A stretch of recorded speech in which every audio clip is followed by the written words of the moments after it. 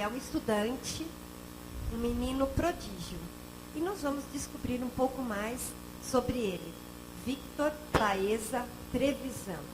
Tudo bem, Victor?